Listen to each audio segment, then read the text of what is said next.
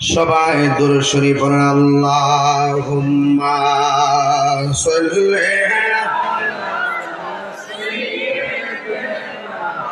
মাওলানা মুহাম্মদ ওয়া আলা আলি সাইয়্যিদিনা।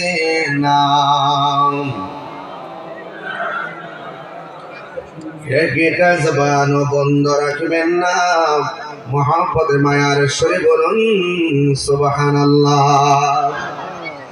আমার যুবক ভাইরা, আমার মুরব্বী বাবাজিরা, সাহেবচুরির রায়পুরের বিভিন্ন জায়গা থেকে আগত আমার মুরব্বী বাবাজিরা, আমার যুবক ভাইয়েরা, আপনার জবান খুলে বলুন হায়াত মৌতের মালিক কে?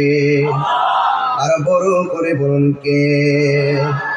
এই জীবনটাকে যদি আল্লাহর কাছে প্রিয়তম বানাইতে হয়, আমার আল্লাহ রাব্বুল আলামিন কোরআনুল কারীমের মধ্যে বলে দিয়েছেন, ইন্নামাল মুমিনুনা আল্লাযীনা আমানু